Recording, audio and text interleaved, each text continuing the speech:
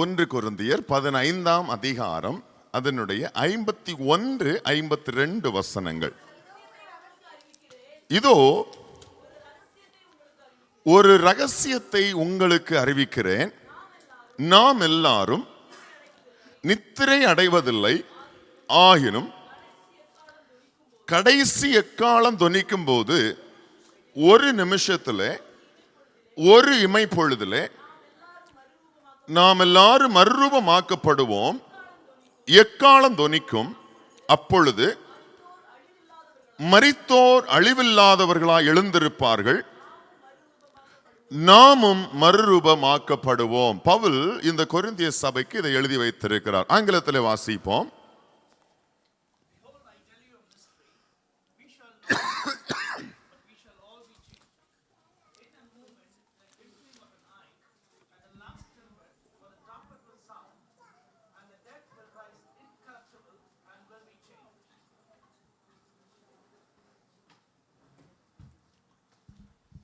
Praise the Lord. வாசித்த இந்த வசனத்தில் பவுல் கொரிந்தியருக்கு எழுதும் போது அந்த 51வது வசனத்தில் சொல்லுகிறார், ஒரு ரகசியத்தை உங்களுக்கு அறிவிக்கிறேன். அப்போ இது என்ன ரகசியம்? எந்த ரகசியத்தை குறித்து இங்கே பவுல் சொல்லுகிறார் என்று சொன்னால், மறுரூபமாக்கப்பட்டு எடுத்துக்கொள்ளப்படுகிற அனுபவத்தை குறித்து இது ஒரு ரகசியம் என்று சொல்லி இங்கே கொரிந்து சபைக்கு பவுல் எழுதுகிறார். ஆமென். அப்போ எதை குறித்து இந்த நாளில் நான் வகுப்பு எடுக்க விரும்புகிறேன் என்று சொன்னால், ரகசிய வருகையை குறித்து சபை அறிந்திருக்க வேண்டும். இயேசு கிறிஸ்துவனுடைய ரகசிய வருகை. Praise the Lord. அதுக்கு ஆங்கிலத்தில் என்ன சொல்லுவார்னு சொன்னால் ராப்சர் அப்படின்னு சொல்லுவாங்க. இல்லை என்று சொன்னால் the secret coming of Christ. இயேசு கிறிஸ்துவனுடைய ரகசிய வருகை. இப்போ எத்தனை பேருக்கு இந்த ரகசிய வருகை ஒன்று உண்டுன்னு தெரியும்?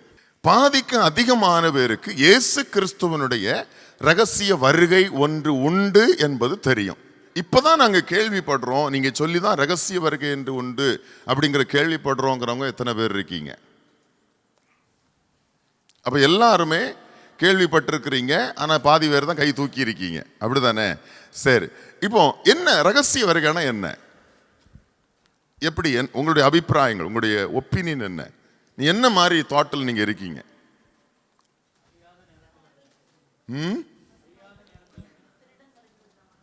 திருடன், அது எப்படி ரகசிய வருகை இருக்கும் அப்படிங்கறத குறித்து என்ன மாதிரியான ஒரு அபிப்பிராயம்?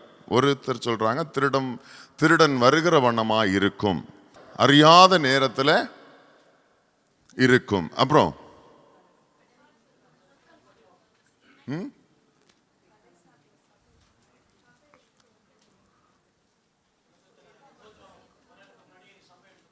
உபத்திரவம் வருவதற்கு முன்பாகவே சபை எடுத்துக்கொள்ளப்படும். மிக முக்கியமான ஒரு பாயிண்ட் அது. ஆமென். மிக முக்கியமாக நாம் அறிந்து வைத்திருக்க வேண்டிய ஒரு முக்கியமான பாயிண்ட் என்ன அப்படின்னா, உபத்திரவம் வருவதற்கு முன்பாகவே சபை எடுத்துக்கொள்ளப்படும். இதெல்லாமே ஒரு சகோதரிகள் சைடுல ஆயத்தமா இருக்கிறவங்க மாத்திரம்தான் வருகையில எந்த வருகைக்கு? Price the Lord. எந்த வருகைக்கு? ரகசிய வருகைக்கு. ஆமென். அந்த வருகைக்கு பேசும்போது கவனமா பேசணும். என்னன்னா, இயேசு கிறிஸ்துனுடைய வருகை, இனி நடக்க போற வருகை குறித்து நம்ம ஞானம் உள்ளவங்களாக இருக்கணும். என்னென்ன வருகை என்பதை நான் உங்களுக்கு சொல்லிடுவேன். வேற இப்போ ரகசிய வருகையில என்ன நடக்கும் என்பதை குறித்து. ரகசிய வருகைனா என்ன இல்லையா? முதலாவது ரகசிய வருகையினுடைய ஆங்கிலத்தினுடைய பெயரை பார்த்தோம் இல்லையா? ராப்சர் அப்படின்னு சொல்லுவாங்க. இல்லைன்னு சொன்னா என்ன சொல்லுவாங்க? The secret coming of Christ அப்படின்னு சொல்லுவாங்க. நம்ம இந்த வாசித்த வசனத்துல இன்னொரு கேள்வியை கூட நான் கேட்கிறேன். இயேசு கிறிஸ்து நிச்சயமா வருவாரா? வருவார். யாருக்குமே சந்தேகம் இல்லை. இயேசு கண்டிப்பா வருவாருங்க.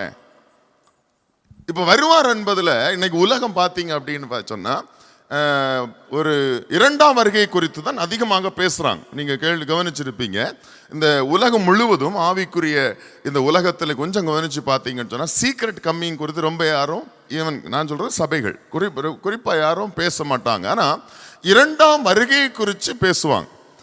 உங்களுடைய நம்பிக்கை எப்படிப்பட்டதா இருக்கு? இயேசு கிறிஸ்து ரகசிய வருகையிலும் வருவார், இரண்டாம் வருகையிலும் வருவார் அப்படின்னு நம்பிட்டு இருக்கீங்களா? இல்ல ரகசிய வருகை மட்டும்தானா? ரெண்டு வருகையும் இருக்கு. என்னென்ன வருகை எல்லாம் இருக்கு? ரகசிய வருகையும் இருக்கு, இரண்டாம் வருகையும் இருக்கு. Praise the Lord. இரண்டாம் வருகையும் இருக்கு, ரகசிய வருகையும் இருக்கு. இதுல எந்த விதமான சந்தேகம் எங்களுக்கு கிடையாது அப்படிங்கிறவங்க எத்தனை பேர்?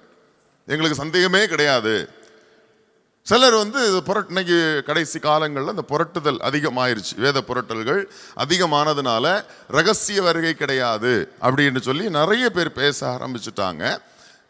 ஏன், எதை வச்சு அவங்க அப்படி பேசுறாங்க அப்படின்னு சொன்னா, அது அவங்க கிட்ட கேட்டீங்கன்னு சொன்னா அவங்க கிட்ட சில வேத ஆதாரங்களும் அவங்க எடுத்து கொடுப்பாங்க. குறிப்பா அநேகர் எடுத்து உபயோகப்படுத்துகிற வார்த்தை என்ன அப்படின்னு கேட்டீங்கன்னா, தானியேல் தீர்க்கதரிசியின் புஸ்தகத்தினுடைய 9வது அதிகாரத்தில் ஒரு சில வசனங்கள் அவர்கள் அந்த காலங்களை அதை சரியா புரிந்து கொள்ள முடியாததுனால தான் அவங்க என்ன செய்வாங்க அப்படின்னு கேட்டீங்கன்னா, அந்த 9வது வசனம், தானியேல் சொன்ன தீர்க்க தரிசனத்தின் அந்த 9வது அதிகாரத்தை வச்சுட்டு தவறாக இன்டர்பிரேட் பண்ணுவாங்க.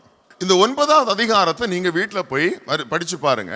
அதுல தானியேல் புஸ்தகத்தில் அவர் சொல்லும் போது சில வார கணக்குகளையும் சில நாட்கணக்கு அப்படின்னு சொல்லி அங்க எழுதி வச்சிருப்பார். நீங்க படிச்சீங்க அப்படின்னா, இந்த காலங்களை இவர்கள் சரியாக புரிந்து கொள்ளாதது நிமித்தமாக சிலர் என்ன செய்வாங்க அப்படின்னு சொன்னா, ரகசிய வருகை இல்லை, இயேசு கிறிஸ்துனுடைய இரண்டாம் வருகை தான் இருக்குது அப்படின்னு சொல்லி சிலர் பேசுவாங்க. அப்போ இரண்டாம் வருகை இருக்கு, ரகசிய வருகை இருக்கு. முதல் வருகை ஆல்ரெடி வந்தாச்சு. ஆமா, அந்த கேள்வி கேட்கணும்னு சொல்ல, முதல்ல எப்போ வந்தாரு அப்படின்னு கேட்டு இருக்க கூடாது. புரியுது? முதல் வருகை எப்ப நடந்தது? இயேசு மாமிசத்தில் வெளிப்பட்ட வருகை முதல் வருகை. புரியுதா? இயேசு மாமிசத்தில் வெளிப்பட்ட முதல் வருகை. அப்போ இந்த முதல் வருகைக்கும் இரண்டாம் வருகைக்கும் நடுப்பட்ட காலத்தில் நடைபெறுகிறது தான் ரகசிய வருகை. முக்கியமா கவனிக்கணும். முதல் வருகை இயேசு கிறிஸ்து வந்து மரித்து உயிர்த்தெழுந்து பரலோகத்துக்கு போயிட்டார் இல்லையா? இந்த முதல் வருகைக்கும் இரண்டாம் வருகைக்கும் நடுவில் நடக்கக்கூடியதுதான் ரகசிய வருகை. புரியுதா?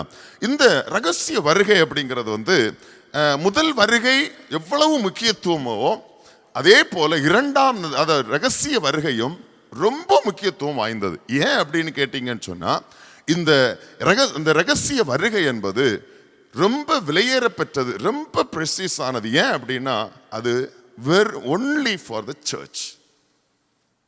புரியுதா? சபைக்காக மாத்திரமே இந்த ரகசிய வருகை. புரியுதா? வேற எல்லாருக்கும் கிடையாது. புரியுதா? அதனாலதான் சபை கூடி வருதலை விட்டுவிடக்கூடாது என்பதை வேதம் ரொம்ப ஆணித்தரமாக சொல்லுகிறது. பரிசுத்தவான்களும் விசுவாசிகளும் சபை கூடி வந்து தேவனை ஆராதிக்க வேண்டும். நம்ம எவ்வளவு பாரப்பட்டு சபைக்கு போங்க, சர்ச்சுக்கு வாங்கன்னு சொல்லி ஏன் கூப்பிடணும் அப்படின்னு சொன்னா, இந்த ரகசிய வருகை என்பது யாருக்காக இயேசு கிறிஸ்து ஏற்படுத்தினார், இல்லை என்றால் தேவன் ஏற்படுத்தினார் என்று கேட்டீங்கன்னா, சபைக்காக மாத்திரமே. புரியுதா? இதில் நம்ம தெளிவா இருக்கணும். ரகசிய வருகை, அதாவது இரண்டாம் வருகை சபைக்குரியது அல்ல. இரண்டாம் வருகை சபைக்கு உரியது அல்ல. அப்ப சபைக்குரிய வருகை அப்படின்னு சொன்னா அது ரகசிய வருகை மாத்திரமே. இந்த ரகசிய வருகையில என்ன நடக்கும் அப்படிங்கிறது தான் கொரிந்தியருக்கு பவுல் எழுதுறார். வாசிங்க திரும்ப. ஒரு ரகசியத்தை உங்களுக்கு அறிவிக்கிறேன், நாம் எல்லாரும் நித்திரை அடைவதில்லை, ஆயிலும் கடைசி எக்காலம் தொனிக்கும் போது ஒரு நிமிஷத்துல, ஒரு இமை பொழுதுல நாம் எல்லாரும் மறுரூபமாக்கப்படுவோம். இந்த வசனத்தை பவுல் சொல்லும் போது உங்களுக்கு அதுல ஒரு முக்கியமான ஒரு காரியத்தை பவுல் சொல்றாரு. பவுல் என்ன சொல்றாரு அப்படின்னா, அவரை குறித்து பேசிட்டு இருக்காரு. அவரையும் அவரோடு கூட ஊழியம் பண்ணவங்களை குறித்து அவர் பேசுறாரு. இரண்டாவது, கொரிந்து சபைக்கு அவர் எழுதி இருக்கிறாரு. அந்த கொரிந்து சபைக்கும் என்ன சொல்றாரு, கொரிந்து சபையும் சேர்த்து எழுதுறாரு. என்ன எழுதுறாரு அப்படின்னா, நாம் எல்லாரும் என்ன செய்திருவோமா, மரித்து போக மாட்டோம் என்று நம்பி இருக்கிறார். பரிசுத்தவான்களுடைய விசுவாசத்தை பார்த்தீங்களா?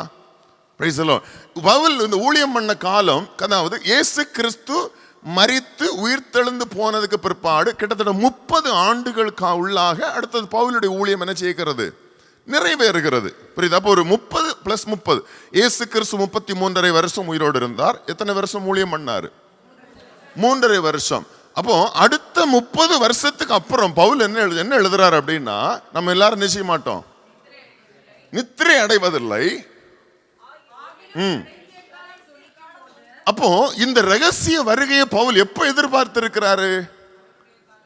அவர் மரித்து போவதற்கு முன்பாகவே இயேசு வருவார்னு சொல்லி எதிர்பார்த்திருக்கிறார். புரியுதா உங்களுக்கு? அப்போ பரிசுத்தவான்களுடைய எதிர்பார்ப்பு எப்படிப்பட்டதாக இருந்தது? நான் உயிரோடு இருக்கும் போதே மறுரூபமாக்கப்படுவேன். உங்களுடைய விசுவாசம் இதுதானா? உங்களுடைய எய்ம் இதுதானா? உங்களுக்கு என்னைக்காவது இந்த தோணல் உண்டாயிருக்கா? Price the Lord. இன்னைக்கு பெற்றோரா இருக்கக்கூடிய நம்ம பிள்ளை உயிரோடு இருக்கும் போதே மறுரூபமாக்கப்படணும்னு நம்ம என்னைக்காவது கோல் வச்சிருக்கோமா? Price the Lord. நம்ம ஏன் ஃபிக்ஸ் பண்ணி இருக்கிறோமா? இல்ல. இன்னைக்கு நம்ம கேட்டது போல என் பிள்ளை அதாயிரணும் இதாயிரணும், இதுதான் நம்முடைய ப்ரையாரிட்டியா இருக்குது. அல்லேலூயா.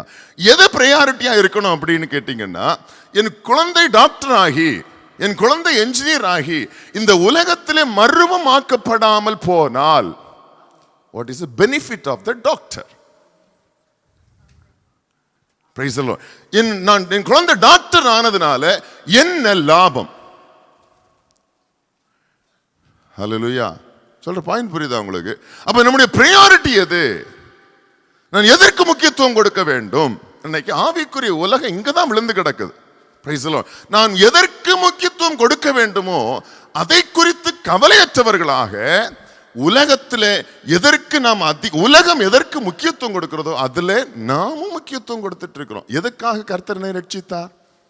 நீங்களும் நானும் எதுக்கு ரட்சிக்கப்பட்டோம்? நீங்க ரகசிய வருகைக்கு எடுத்துக்கொள்ளப்படும்படியாக. ஹல்லேலூயா. உங்க குழந்தைகளை ஆண்டவர் எதுக்கு தந்தாரு? அவர்களும் ரகசிய வருகையில் எடுத்துக்கொள்ளப்படுவதற்காக. அப்படிதானே? இதுதான் நம்முடைய பிரையாரிட்டி. நமக்கு ஆண்டவர் கொடுத்த நம்மை ரட்சித்ததற்கான நோக்கம். ஆனா நம்ம என்ன செஞ்சிட்டு இருக்கிறோம்? நமக்கு அதை குறித்து கவலை கிடையாது. நம்ம குழந்தைகளும் அந்த மறுரூபமாக்கப்படணுமே, அந்த ரகசிய வருகையில் எடுத்துக்கொள்ளப்படணுமேங்கிற ஒரு துளி போல் நமக்கு சிந்தனையில கிடையாது. உண்மையை சொல்லுங்க, உண்மையை சொல்லுங்க. இது மாதிரி நான் சிந்திச்சிருக்கேன். நான் உயிரோடு இருக்கும்போது மறுரூபமாக்கப்பட்டு போனோம், இது என் சிந்தனை இருந்ததுன்னு எத்தனை பேரால சொல்ல முடியும்? பாத்தீங்களா எத்தனை கைக்கு தூக்கப்படுது? ரகசிய வருகை உண்டுன்னு தெரியும், சபைக்காக தான் ரகசிய வருகைன்னு தெரியும். ஆனா ஒருத்தருடைய சிந்தனையில் வெரி ஃபியூ, அப்ப மெஜாரிட்டி கிரௌடுக்கு அந்த சிந்தனையில இப்படி ஒரு ஒரு ஆசை நமக்கு தோணவே இல்லைல்ல. அப்படிதானே? இது எவ்வளவு வேதனை தெரியுமா? அல்லேலூயா. பவுல் ஒரு 30 வருஷம் தாண்டி, அதாவது இயேசு ஊழியம் பண்ணி மரித்து உயிர்த்தெழுந்து போய் 30 வருஷத்துக்குள்ள எதிர்பார்த்திருக்கிறார் இயேசு அந்த 30 வருஷத்துக்குள்ள வருவாருன்னு. பவுல் மட்டும் இல்ல, பேதுருவை தான் எதிர்பார்த்தாரு. புரியுதுங்களா? அவங்க பரிசுத்தவான்கள் அதைத்தான் எதிர்பார்த்தாங்க. என்னன்னா இவங்க எல்லாரும் லாஸ்ட் கமிஷன் வாங்குறாங்க. அதாவது great commission is the last commission அப்படின்னு நம்ம மத்தேயு 28 அதிகாரத்துல எழுதி வச்சிருக்கு. அப்படிதானே? எழுதி வச்சிருக்கு இல்லையா? அப்போஸ்தலர் 1 அதிகாரத்துல வரும்போது ஆண்டவர் வந்து சீஷர்கள் எல்லாரும் கூட்டி நிறுத்துறார். வாசிங்க 11 வாசிங்க.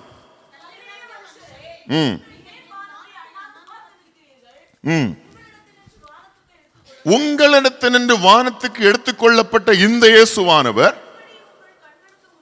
எப்படி உங்கள் கண்களுக்கு முன்பாக வானத்துக்கு எழுந்தருளி போனாரோ அப்படியே மறுபடியும் வருவார் என்றார்கள். தூதர்கள் சொல்றாங்க. யார்கிட்ட சொன்னாங்க? 120 சீஷர்களை பார்த்து சொல்றாங்க. புரியுதுங்களா? இவன் என்ன நினைச்சிட்டான் அப்படின்னு கேட்டீங்கன்னா, இயேசு கிறிஸ்து உயிர் தெழுந்து எல்லாரும் கண்குழுவா ஏறி போறார். இந்த செய்தி வந்தோன்னா அவங்க என்ன நினைச்சுக்கிட்டாங்க அப்படின்னு சொன்னா, இப்ப மேல ஏறி போனார் பாத்தீங்களா, 10 நாளிலே திரும்ப வருவான்னு நினைச்சாங்க. போனவர் எவ்வளவு சீக்கிரமா வர முடியுமோ, இல்ல அடுத்த நாளோ இல்ல 10 நாளோ திரும்ப அவர் வருவார்னு சொல்லி அவர்கள் எதிர்பார்த்து காத்து கொண்டிருந்தார்கள். இப்போ பவுலுடைய வாழ்க்கை எடுத்துக்கங்க, எத்தனை வருஷமா காத்துட்டு இருந்திருக்கிறான்? ஒரு 30 இல்ல, அவர் ஆண்டவர் அறிஞ்சு ஒரு 20 வருஷம் அவர் எப்ப கர்த்தரை சந்திச்சாரோ எப்ப இயேசு கிறிஸ்து நாமத்தினால் ரட்சிக்கப்பட்டாரோ அப்பவே அவருடைய சிந்தனை என்னவாயிருச்சு? இயேசு நான் உயிரோடு இருக்கும் போதே வருவார். இயேசு நான் மரிக்குவதற்கு முன்பாகவே ரகசிய வருகையில் எடுத்துக்கொள்ளுவார். இதுதான் அவங்களுடைய விருப்பமா இருந்தது, எண்ணமா இருந்தது, அதுதான் அவங்களுடைய எதிர்பார்ப்பாக இருந்தது. வேற எதை குறித்து அவன் எதிர்பார்க்கல. புரியுது? அதனாலதான் கொரிந்தியருக்கு அவன் எழுதும் போது சொன்னான், நான் உயிரோடு இருக்கும் போது என்ன செஞ்சிருவேன்? மறுரூபமாக்க, ஒரு இமைப்பொழுதிலே மறுரூபமாக்கப்பட்டு போய் விடுவேன். திரும்ப அந்த வசனத்துக்கு திருப்புங்க. இல்ல 15 1 கொரிந்தியர்.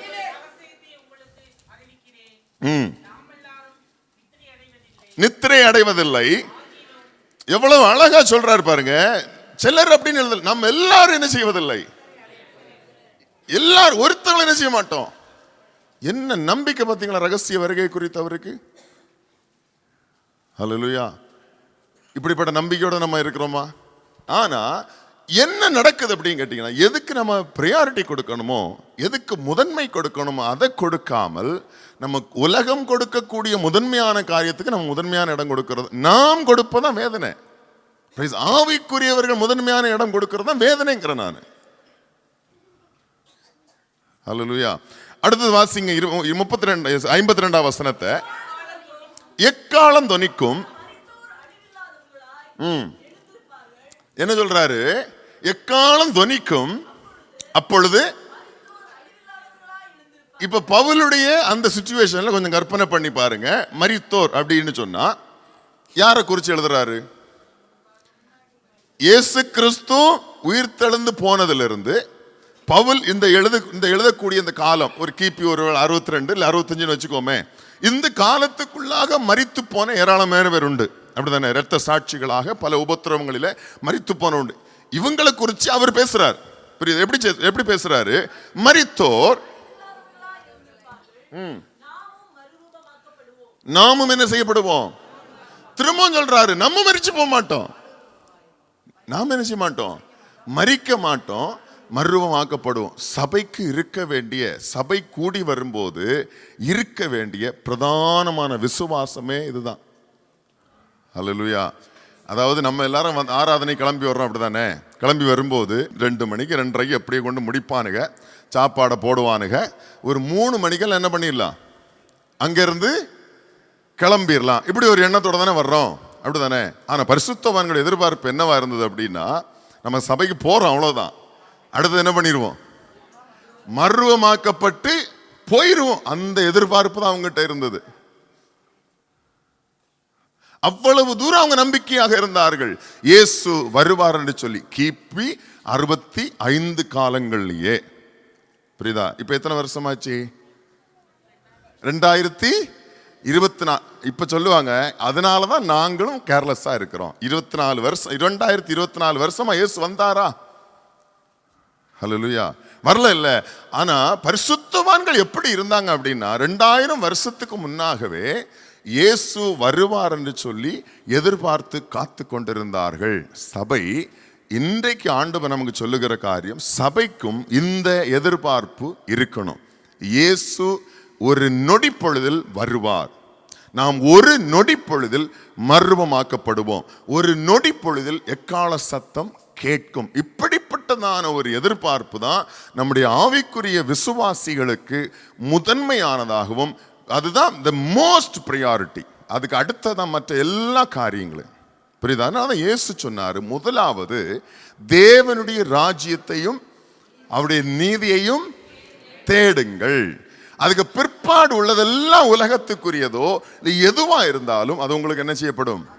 கொடுக்கப்படும். நம்ம என்ன பண்ணுவோம்? உலகத்தில் உள்ளது எல்லாத்தையும் தேடிட்டு தேவ ராஜ்யத்துக்குள்ளதை கண்டுக்கிறதே கிடையாது. ஹல்லேலூயா. அப்ப ரகசிய வருகை என்பது ஒரு இமைப்பொழுதில் நடக்கக்கூடியது. அந்த ரகசிய வருகையில அடையாளம் என்ன அப்படின்னு கேட்டீங்கன்னா, எக்காலம் என்ன செய்யப்படும்? தொனிக்கும். யாருக்காக எக்காலம் தொனிக்கும்? மணவாட்டி சபைக்காக எக்காலம் தொனிக்கும். அப்ப எல்லாருக்கும் எக்கால சத்தம் கேட்குமா அப்படின்னு கேட்டீங்கன்னு சொன்னா, யாருக்கு? அதாவது சபை விசுவாசிகளை தவிர, அதாவது இயேசு கிறிஸ்துவின் நாமத்தினால் ரட்சிக்கப்பட்டு அவருடைய வருகைக்கென்று ஆயத்தமாயிருக்கிறவர்களை அல்லாமல் வேறு ஒருவரும் அவருடைய எக்கால சத்தத்தை கேட்க முடியாது. Praise the Lord. அதுவும் ஒரு ரகசிய சத்தம். ஹல்லேலூயா. ரகசிய வருகை என்பது எப்படி ரகசியமோ அதே போல எக்கால சத்தம் என்பதும் ரகசிய சத்தம். அது யாருக்காக கேட்கும் அப்படின்னா, எந்த மணவாட்டி ஆயத்தமாகி இருக்கிறாளோ அவளுடைய செவிகளில் மாத்திரமே அது கேட்கும். Praise the Lord. மத்தேயு எழுதின சுவிசேஷத்துல 25ஆம் அதிகாரத்துல ஆண்டவர் ஒரு ஓமையை சொல்லி இருப்பார். நமக்கு ரொம்ப தெரிந்த ஓமை தான் இல்லையா? 10 கன்னிகைகளை குறித்த ஒரு ஓமை, அப்படிதானே? அப்போ எதற்காக இவங்க 10 கன்னிகள் ஆயத்தமாகி இருந்தாங்க? மணவாளனுடைய வருகைக்காக. Praise the Lord. இது ஒரு ஓமையாக அங்க சொல்லப்பட்டது இல்லையா? இஸ்ரவேல்ல திருமண சடங்குகள்ல இது ஒரு பழக்கமாகவே இருந்திருக்கு. நம்ம ஒவ்வொரு ஊர்லயும் திருமண முறைகள் பலவிதமா நடக்குது, அப்படிதானே? ஒவ்வொரு ஊருக்கும் திருமண சடங்குகள் முறைகள் வேறுபட்டு இருக்கு இல்லையா? கலாச்சாரத்துக்கு அந்த கல்ச்சருக்கு ஒவ்வொரு முறைகளும் மாறுபட்ட ஒரு முறை. இஸ்ரவேல்ல ஒரு முறை உண்டா.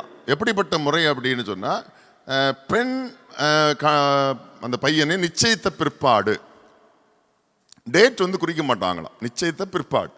புரியுதா?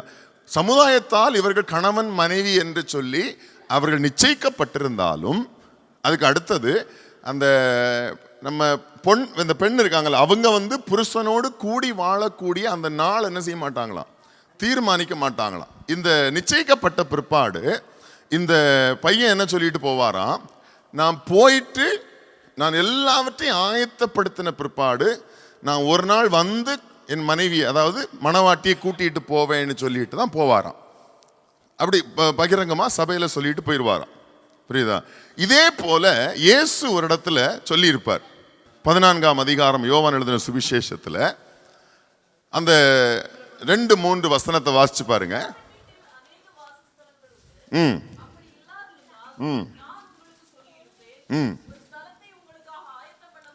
ஒரு ஸ்தலத்தை உங்களுக்காக ஆயத்தம் பண்ண போகிறேன். நான் போய் உங்களுக்காக ஒரு ஸ்தலத்தை ஆயத்தம் பண்ணின பின்பு நான் இருக்கிற இடத்துல நீங்களும் இருக்கும்படி நான் மறுபடியும் உங்களை என்னிடத்தில் சேர்த்து கொள்ளுவேன். இது இப்ப இயேசு அங்க சொல்றாரு பாத்தீங்களா? இங்க இஸ்ரவேல்ல திருமண முறையில இருக்கக்கூடிய இது ஒரு பழக்கம். எப்படி அப்படின்னா, பொண்ணு வீட்டுல நிச்சயதார்த்தம் நடக்குமா, நடந்து முடிச்சதுக்கு பிற்பாடு அந்த பொண்ணுடைய அப்பாவை பார்த்து மாப்பிள்ளை சொல்லுவாராம், நான் வீட்டுக்கு போயிட்டு, அதாவது என் தகப்பனுடைய வீட்டுக்கு போயிட்டு எங்களுக்கு ஒரு வீட்டை ஆயத்தம் பண்ணின பிற்பாடு நான் கூட்டிட்டு போவேன்னு சொல்லிட்டு போவாரு. ஆனா எப்ப வருவாருன்னு சொல்லிட்டு சொல்ல மாட்டாராம். இந்த பழக்கம் அவங்களுக்கு இருந்திருக்கு. இப்ப இந்த பொண்ணு என்ன பண்ணும் கொஞ்சம் யோசிச்சு கற்பனை பண்ணி பாருங்க. காத்துட்டு இருக்கோம் இல்லையா, எப்ப இவர் வருவாரோ, அப்படித்தானே? ஏன்னா நிச்சயம் பண்ணிட்டு போயிருக்காரு.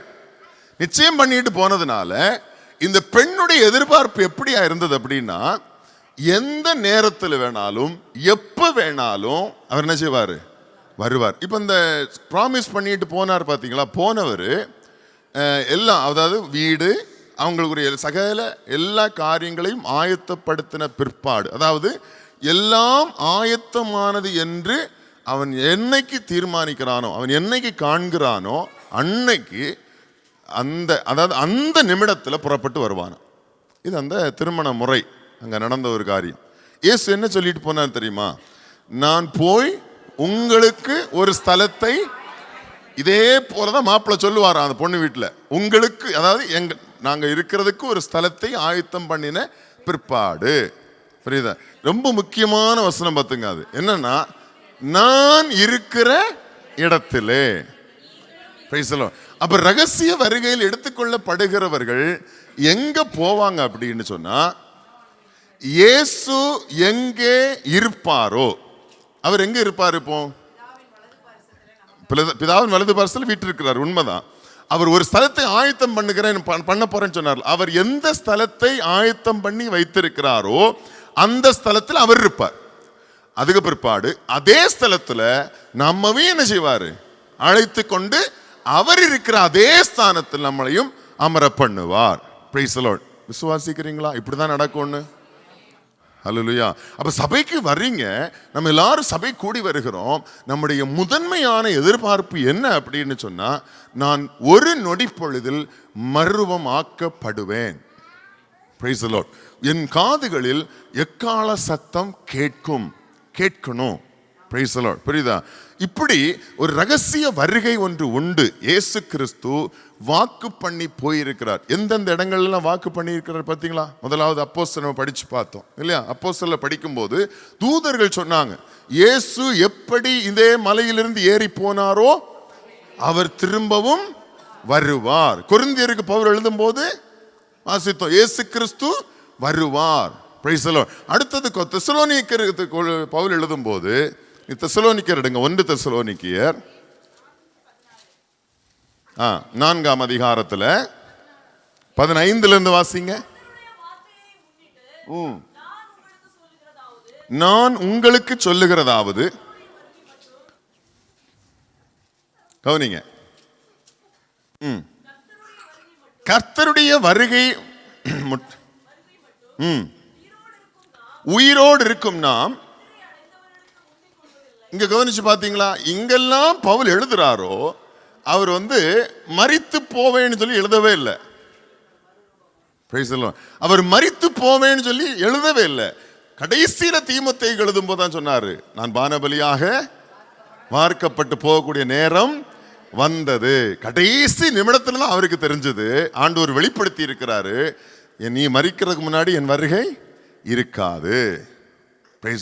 ஆனா தெசலோனிக்கர் எழுதும் போது சொல்றாரு, வாசிங்க, கர்த்தருடைய வருகை மட்டும் உயிரோடு இருக்கும் நாம் நித்திரை அடைந்தவர்கள், அதாவது மரித்து போனவர்களுக்கு முந்தி நடப்பதில்லை. ஏனெனில் கர்த்தர் தாமே ஆரவாரத்தோடும் பிரதான தூதனுடைய சத்தத்தோடும் தேவ எக்காலத்தோடும் வானத்திலிருந்து இறங்கி வருவார். அப்பொழுது கிறிஸ்துவுக்குள் மரித்தவர்கள் முதலாவது எழுந்திருப்பார்கள். பின்பு உயிரோடு இருக்கும் நாமும் கர்த்தருக்கு எதிர்கொண்டு போக மேகங்கள் மேல் அவரோட கூட ஆகாயத்தில் எடுத்துக்கொள்ளப்பட்டு இவ்விதமா எப்பொழுதும் கர்த்தருடனே கூட இருப்போம். இங்க இந்த தெசலோனிக்கருக்கு எழுதும் போது இந்த ரகசிய வருகை எப்படி இருக்குமாம்? இயேசு கிறிஸ்து ஆகாயத்தில், அது மத்திய ஆகாயத்தில் வெளிப்பட்டு வானத்திலிருந்து இறங்கி வருவார். அப்படித்தானே சொல்லப்பட்டிருக்கு. அப்போ வானத்திலிருந்து இறங்கி எங்க நிற்பாராம்? மத்திய ஆகாயத்தில் நிற்பார். அப்படித்தானே? வானங்கள், அதாவது பரலோகத்திலிருந்து இறங்கி எங்க நிற்பாரு? ஆகாயத்தில் நிற்பார். ஆகாயம் சொன்னா நான் காணக்கூடிய இந்த வானம், இந்த ஆகாய மண்டலம். புரியுதா? இங்க நிற்பாராம். நம்ம எல்லாரும் எங்க போவோம்? அவர் எங்க நிற்கிற அந்த மத்திய ஆகாயத்தில் நிற்கிற அந்த இடத்துல அவரை சந்திக்கிறதற்காக போவோம். Price the Lord. நல்லா புரிஞ்சுக்குங்க, ரகசிய வருகையில இயேசு கிறிஸ்துவினுடைய பாதம் இந்த பூமியில படாது. புரியுதா? மிக முக்கியமான ஒரு பாயிண்ட். ஏன் அப்படின்னா, அந்த நம்ம வாசித்தோம் பாத்தீங்களா, அவர் அந்த மத்திய ஆகாயத்தில் வெளிப்படும் போதே நாம் எப்படி மறுரூபமாக்கப்பட்டு அவரை சந்திக்க போகிறோமோ அதே போன்ற அந்த மகிமையின் மறுரூபமாக்கப்பட்ட விதமாக தான் அவரும் நிற்பாருங்க. இயேசு உயிரோடு இருக்கும் போது ஊழியம் செய்த நாட்கள்ல மறுரூபம் அடைந்தார். நமக்கு பார்த்திருக்கோம் இல்லையா? அப்படித்தானே? மறுரூபம் அடைஞ்சு என்ன பண்ணாரு? சீஷர்களுக்கு காண்பித்தார். இந்த மறுரூபமாக்கப்பட்ட விதமாக அவர் மத்திய ஆகாயத்தில் என்ன பண்ணுவாரு? நிற்பார். சபை என்ன செய்யப்படும்? மறுரூபமாக்கப்படும். எப்படி மறுரூபமாக்கப்படும்? அவர் எப்படி மறுரூபமாக்கப்பட்டாரோ அதே போல மறுரூபமாக்கப்படும். மறுரூபமாக்கப்பட்டு மத்திய ஆகாயத்தில் அவர் நிற்கும் போது இந்த சபை என்ன செய்யப்படும்? அந்த பூமியிலிருந்து அப்படியே எழும்பி அவரை சந்திக்கும்படியாக போவோம். Price the Lord. இதெல்லாம் நீங்களும் நானும் இருக்கீங்க, தெரியுமா உங்களுக்கு? நான் மற்றவங்க கதையை குறித்து பார்க்கல, பேசல. Price the Lord. இது நம்ம பேசும்போது நாம் அந்த இமேஜினேஷனுக்குள்ள, அந்த எதிர்பார்ப்புக்குள்ள, கற்பனைக்குள்ள நம்ம போகும்போது அது ஒரு சந்தோஷமா தான் இருக்கு. ஹல்லேலூயா. இப்போ இயேசு மத்திய ஆகாயத்திலே அவர் மகிமை பொருந்தினவராய் நிற்கும் போது என்ன செய்யும்? நாம் எல்லாரும் என்ன செய்வோமா? அந்த பூமியிலிருந்து இப்போ நான் பேசிட்டு இருக்கிறது என்னன்னா, நாம் எல்லாரும் மரிச்சு போவோம்னு பேசிட்டு இருக்கல, உயிரோடு இருப்போம். Price the Lord. நாம் உயிரோடு இருந்து மறுரூபமாக்கப்படுவோம்ங்கிற நம்பிக்கையிலும் விசுவாசத்திலும் பேசிட்டு இருக்கேன். ஏன்னா என்னுடைய விருப்பம் தான். Price the Lord. மரிக்கிறதுக்கு முன்னாடி இயேசு வரணும். நாம் இந்த பூமியில உயிரோடு இருக்கும் போதே மறுரூபமாக்கப்படணும். இதுதான் என்னுடைய ஆசை. Price the Lord. பவுல் என்ன, நாம் உயிரோடு இருக்கும் போதே மறுரூபமாக்கப்படுவோம். இந்த எதிர்பார்ப்பு நமக்கு இருக்கணும். Price the Lord. அதான் பவுல் சொல்றாரு, நாம் மரித்து போவதில்லை, மரித்தவர்கள் முந்திக் கொள்ளுவார்கள். Price the Lord. அப்ப இயேசு கிறிஸ்துவின் ரகசிய வருகையில முதலாவது என்ன நடக்குமாம்? மரித்து போனவர்கள், அதான் கிறிஸ்துவுக்குள்ளாய் மரித்தவர்கள் கிளம்பி எழும்புவார்கள். ஒரு பாட்டு ஒன்றுல, கிறிஸ்துவுக்குள்ளே மரித்தோரெல்லாம் கிளம்பியே எழும்பிடுவார். இந்த பாட்டு கேட்டிருக்கீங்களா?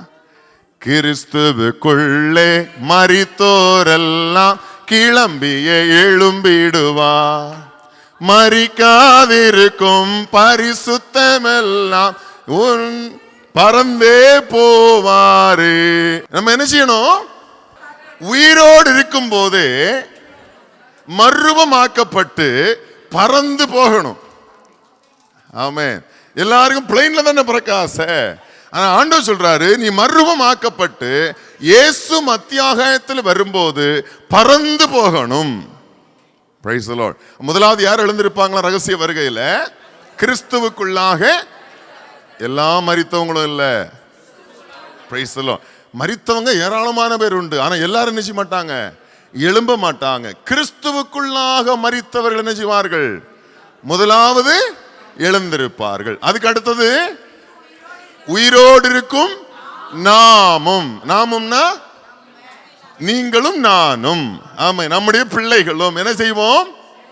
எழுந்திருப்போம். அவரை சந்திக்கும்படியாக உயிரோடு இருக்கும் நாமும் மறுரூபமாக்கப்பட்டு மத்தியாகத்தில் அவரை சந்திப்போம். சந்தித்து என்றைக்கும் அவரோடு கூட இருப்போம். Price the Lord. வாசிங்க.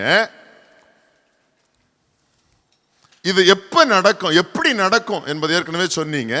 யாரும் எதிர்பாராத வேலை. வேதத்தில் என்னென்ன வசனம் எல்லாம் சொல்லி இருக்கு அப்படின்னா, அந்த வசன ஆதாரங்களையும் கொடுத்துடுறேன். ஏன் அப்படின்னா, வாசிங்க 1 தெசலோனிக்கர் 5:2. 1 தெசலோனிக்கர் 5:2. இரவிலே திருடன் வருகிற விதமாய் கர்த்தருடைய நாள் வரும் என்று நீங்களே நன்றாய் அறிந்திருக்கிறீர்கள். Price the Lord. அப்போ எப்படி இருக்குமா அந்த வருகை? திருடனை போல இருக்கும். இதெல்லாம் நோட் பண்ணி வச்சுக்கோங்க. Price the Lord. வசன ரெஃபரன்ஸ் என்ன அப்படின்னா 1 தெசலோனிக்கேயர் 5:2. Price the Lord.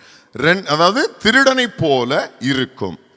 இரவிலே திருடன் வருகிற விதமாய் கர்த்தருடைய நாள் வரும் என்று நீங்களே நன்றாய் அறிந்திருக்கிறீர்கள். Price the Lord. அடுத்தது, நான் ஏற்கனவே சொன்னது போல கிறிஸ்துவுக்குள் மரித்தவர்கள் மாத்திரம் எழுந்திருப்பார்கள். கிறிஸ்துவுக்குள் மரிக்காதவர்கள் எழுந்திருக்க, அதாவது ரகசிய வருகையில் எழும்ப மாட்டாங்க. ஆனா எல்லாரும் எழும்புவாங்க. இந்த பூமியில உயிரோடு வந்து, அதாவது பிறந்து மரித்த அத்தனை பேரும் இயேசு கிறிஸ்துவுக்கு முன்பாக எழும்புவாங்க. எப்போன்னா இரண்டாம் வருகையில். கிறிஸ்துவுக்குள்ளாக மரித்தவர்கள் மாத்திரம். ரொம்ப நாலேஜ்ஃபுல்லா இருக்கணும். இது ரொம்ப பேசிக்கானது. அந்த நல்ல நாலேஜ் உள்ளவங்களா இருக்கணும். Price the Lord. புரியுதா? அப்ப ரகசிய வருகையில் யார் எழுந்திருப்பாங்க? கிறிஸ்துவுக்குள்ளாய் மரித்தவர்கள். கிறிஸ்து அல்லாமல் மரித்த ஒருவர் நினைச்ச மாட்டாங்க. ரகசிய வருகையில் எழும்ப மாட்டாங்க. புரியுதா? அடுத்தது, யாருக்கு எக்கால சத்தம் கேட்கும்? கிறிஸ்துவுக்குள்ளாக மரித்தவர்களுக்கு கேட்கும், கிறிஸ்துவுக்குள்ளாக வாழ்கிறவர்களுக்கு கேட்கும். உயிரோடு இருக்கு நாமும் அவரை எதிர்கொண்டு போக மத்தியாகத்தில் மறுரூபமாக்கப்பட்டு போவோம். அப்போ உயிரோடு இருக்கிற நமக்கும் கேட்கும், கிறிஸ்துவுக்குள்ளாக இருக்கிற நமக்கும் கேட்கும், கிறிஸ்துவுக்குள்ளாக மரித்து போய் இருக்கிறவர்களுக்கும் என்ன செய்யும்? அந்த எக்கால சத்தம் கேட்கும். இப்போ உயிரோடு இருக்கிற அநேகருக்கு இந்த சத்தம் என்ன செய்யாது? ஏன் கேட்காது அப்படின்னா, அவங்க கிறிஸ்துவுக்குள்ளாக இல்லாததுனால். மரித்து போயிருக்கிற அநேகருக்கு கேட்காது. ஏன் அப்படின்னா, அவன் கிறிஸ்துவுக்குள்ள மரிக்கல. இது முக்கியமான ஒரு பாயிண்ட். அடுத்தது, இந்த கடைசி காலங்களில் இந்த ரகசிய வருகையை தொடர்ந்து நடைபெறக்கூடிய ஒவ்வொரு நிகழ்வுகள் என்ன இதான் நம்ம ஒரு அவுட்டர், அந்த டைட்டில் மட்டும் நான் சொல்லிட்டு அடுத்த பகுதிக்கு நான் போறேன். நோட் பண்ணி வச்சுக்கோங்க, முக்கியமான காரியம். முதலாவது, நான் இன்னைக்கு நம்ம பார்க்கிறது போல முதலாவதாக இனிமேல் நடக்க போகிற முதல் சம்பவம் ரகசிய வருகை. மொத்தம் 6 காரியம் உண்டு, நோட் பண்ணிக்கங்க. முதல் காரியம் ரகசிய வருகை, அதுதான் இனிமேல் முதலாவது நடக்க போகிறது. இரண்டாவது, இயேசு கிறிஸ்துவனுடைய, அதுக்கு முன்னாடி, அதாவது ரகசிய வருகை முடிந்த உடனேயே தொடங்கக்கூடியது என்ன அப்படின்னா அந்தி கிறிஸ்துவின் காலம். அந்தி கிறிஸ்துவின் காலம் ரகசிய வருகை முடிந்த உடனே, சபை எடுத்துக்கொள்ளப்பட்ட உடனே எந்த காலம் தொடங்கும் அப்படின்னா அந்தி கிறிஸ்துவின் காலம். இந்த அந்தி கிறிஸ்துவின் காலத்தை 2ஆ பிரிப்பாங்க. எப்படின்னா 3 பிரித்து முதல் 3 காலங்கள் உபத்திரவ காலம் என்றும் அடுத்த 3 காலங்கள் மகா உபத்திரவ காலம் என்றும் பிரிப்பார்கள். இது 2வது நடைபெறக்கூடிய காரியம். 3வது என்ன அப்படின்னா இயேசு கிறிஸ்துவனுடைய 2ஆம் வருகை. அப்போ ரகசிய வருகைக்கும் 2ஆம் வருகைக்கும் எவ்வளவு காலம்? 7 வருஷம். Price the Lord. அப்போ ரகசிய வருகை எப்ப நடக்கும்னு தெரியாது, ஆனா ரகசிய வருகை நடந்துச்சுன்னு சொன்னா 2ஆம் வருகை எப்பன்னு சொல்லிடலாம். சொல்றது புரியுதா உங்களுக்கு? ரகசிய வருகை எப்ப இருக்கும்னு தெரியாது, ஆனால் ரகசிய வருகை முடிந்ததானால் 2ஆம் வருகை எப்பங்கிறத நம்ம கரெக்டா 7 வருஷம் கால்குலேட் பண்ணி சொல்லிடலாம். 3வது பாயிண்ட் என்னது? இயேசுவின் 2ஆம் வருகை. இது எப்படி இருக்கும்னா அந்தி கிறிஸ்துவனுடைய அந்த 7 வருட நிறைவில் இயேசு வருவார். இந்த 2ஆம் வருகையில் வரும்போது இயேசுவின் பாதம் இந்த பூமியிலே நிற்கும். ஒலிவ மலையில் வந்து நிற்பார். புரியுதா? அப்ப 2ஆம் வருகையில இயேசுவின் கால் எங்க நிற்கும்? இந்த பூமியில நிற்கும். ரகசிய வருகையில இயேசுவின் கால் பூமிக்கு நிற்கும். அவர் எங்க நிற்பார்? மத்திய ஆகாயத்தில் நிற்பார். நம்ம அவரை எங்க சந்திப்போம்? மத்திய ஆகாயத்திலே சந்திப்போம். இருக்கிற வண்ணமாக அல்ல, மறுரூபமாக்கப்பட்டவர்களாக அவரை சந்திப்போம். 4வது, இயேசு கிறிஸ்துவின் 1000 வருட அரசாட்சி இந்த பூமியில. சரியா? அதுக்கு அடுத்த அந்த 1000 வருட அரசாட்சி முடிந்த பிற்பாடு கடைசியாக இறுதி நியாய தீர்ப்பு. அதுக்கு இன்னொரு பேர் சொல்லுவாங்க, வெள்ளை சிங்காசன நியாய தீர்ப்பு என்றும் சொல்லுவார்கள். இந்த 5வது பாயிண்ட் வெள்ளை சிங்காசன நியாய தீர்ப்பு இல்லை என்றால் இறுதி நியாய தீர்ப்பு யாருக்கு உண்டு, யாருக்கு இல்லை? இது எல்லாருக்கும் உள்ளதல்ல. யாருக்கு கிடையாது, யாருக்கு உண்டு? அவ்வளவுதான். Price the Lord. ரகசிய வருகையில் எடுத்துக்கொள்ளப்பட்ட, அதாவது மரித்த இயேசு வந்தபோது, ரகசிய வருகையில் வந்தபோது கிறிஸ்துவுக்குள்ளாய் மரித்து எடுத்துக்கொள்ளப்பட்டவர்களானாலும் சரி, உயிரோடு இருந்து மறுரூபமாக்கப்பட்டு எடுத்துக்கொள்ளப்பட்டவர்களானாலும் சரி, இந்த 2 கூட்டத்தாருக்கும் இந்த 2ஆம் வருகைக்கு பிற்பாடு 1000 வருட அரசாட்சிக்கு பிற்பாடு இருக்கக்கூடிய நியாய தீர்ப்பு கிடையாது. Price the Lord. அப்ப சபைக்கு ஆண்டவர் தந்திருக்கிற பெரிய ஸ்லாக்கியம் என்னது? நமக்கு எல்லாருக்கும். அதனாலதான் நம்ம திரும்ப திரும்ப என்ன சொல்றோம்னா, ஆண்டவர் சீக்கிரம் வரப்போகிறார், காலம் இனி செல்லாது, சீக்கிரமா மனம் திரும்பி ரட்சிக்கப்பட்டுருங்க. எதுக்காக ரட்சிக்கப்படணும் அப்படின்னா நியாய தீர்ப்புக்கு தப்பும்படி. அப்ப ரகசிய வருகையில நீங்கள் நான் எடுத்துக்கொள்ளப்படுவதனுடைய பெனிஃபிட் என்ன?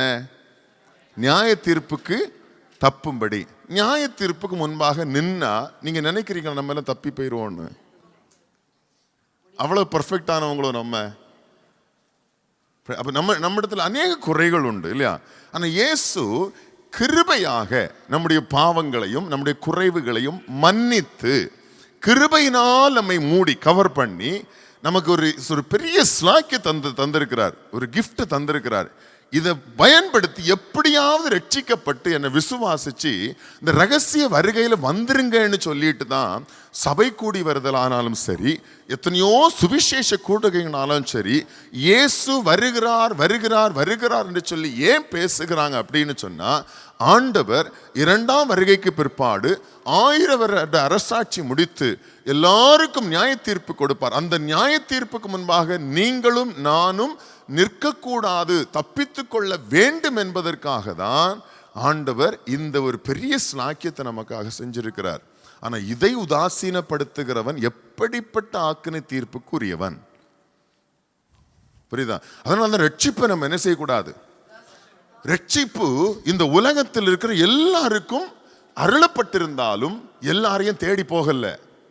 புரியுதா? எத்தனையோ செவிகள்ல ரட்சிக்கப்படுங்க ரட்சிக்கப்படுங்க ரட்சிக்கப்படுங்கன்னு சொன்ன போது செவிடங்காதுல சங்கூதன மாதிரி தானே இருக்காங்க. அப்படித்தானே இருக்குது. ஆனா நம்ம எல்லாரும் ஆண்டவர் கிருபையா நம்மளை என்ன பண்ணியிருக்கிறாரு, ரட்சித்திருக்கிறாரு. அப்போ நமக்கு எவ்வளவு பெரிய ஸ்லாக்கியம்.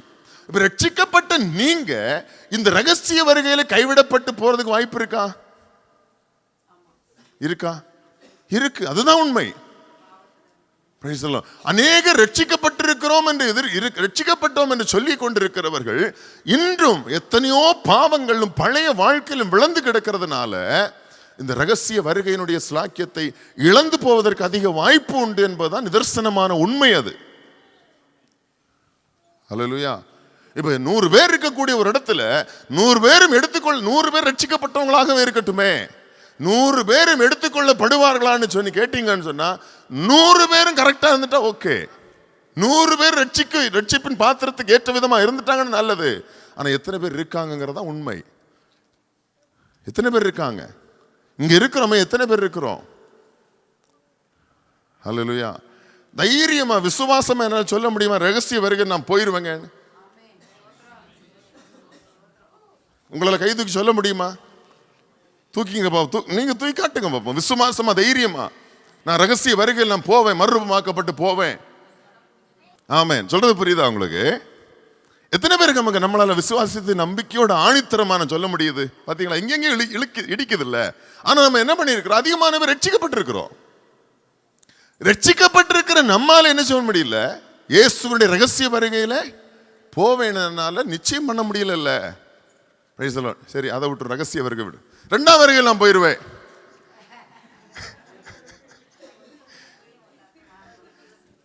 இல்ல, அதாவது ரகசிய வருகையில சிலர் உதாசீனப்படுத்தி இருக்காங்க இல்லையா, அவங்களுக்கு இன்னொரு சான்ஸாக 2ஆம் வருகை.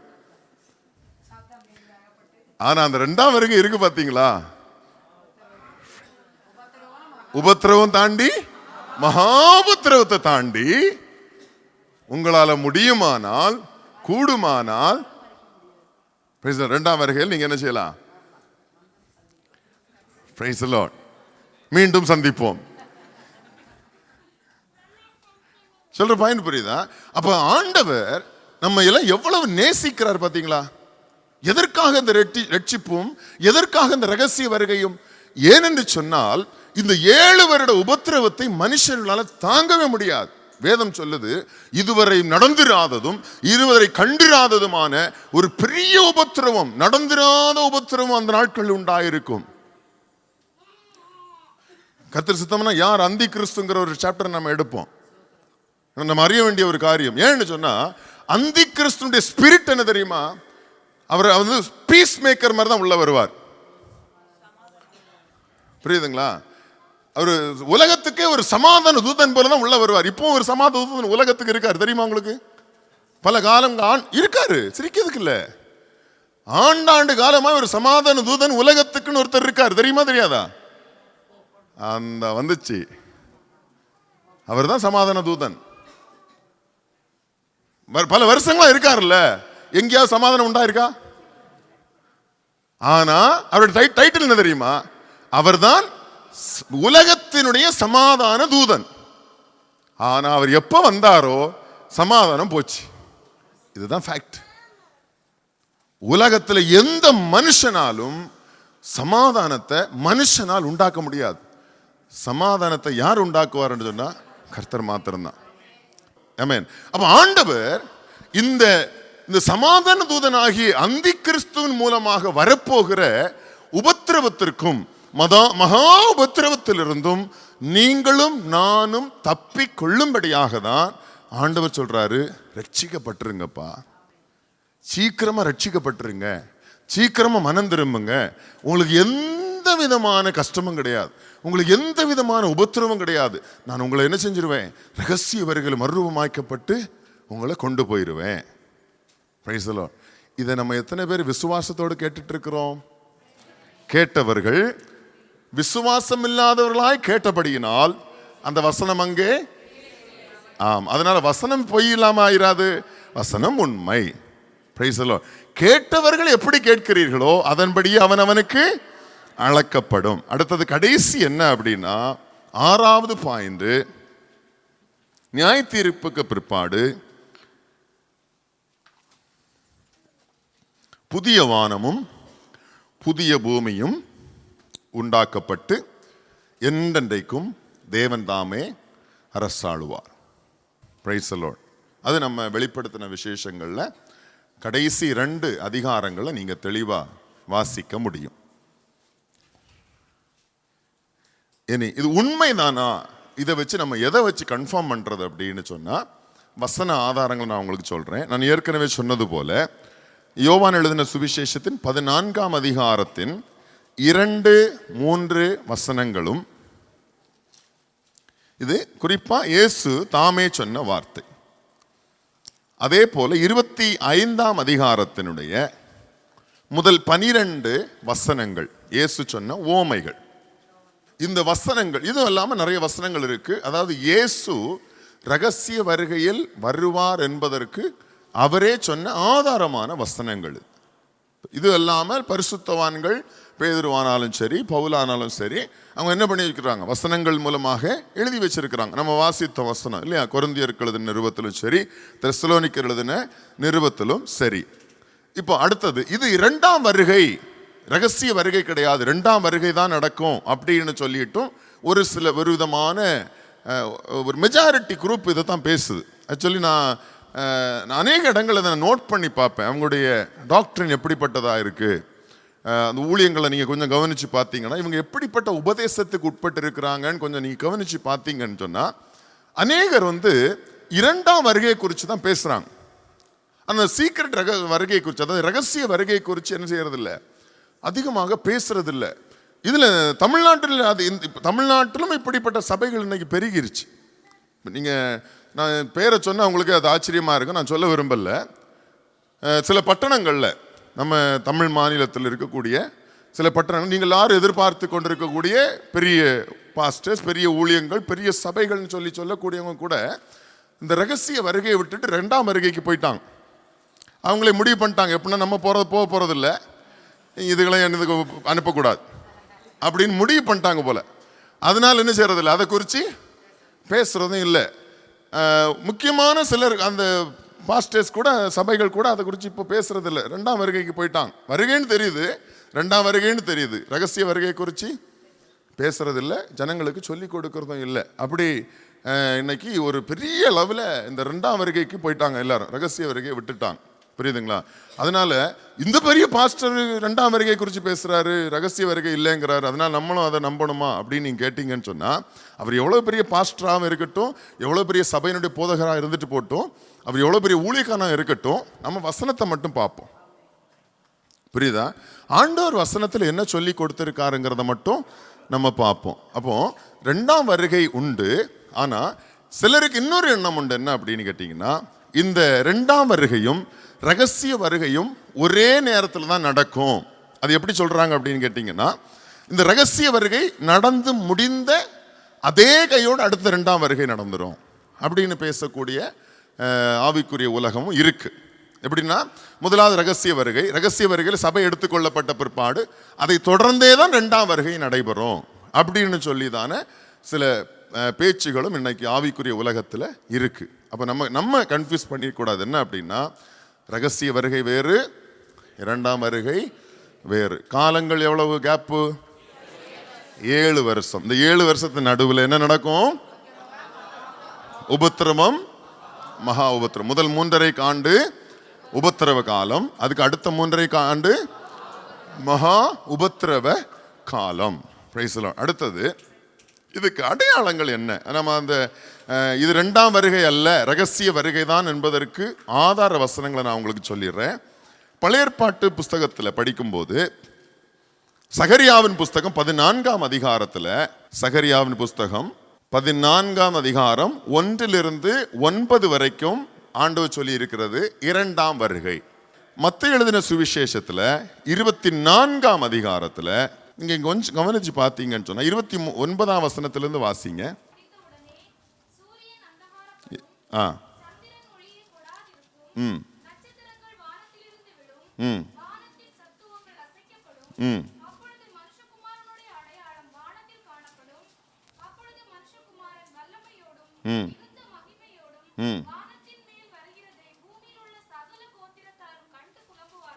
இது இரண்டாம் வருகைக்குரிய அடையாளங்கள் வசனம்.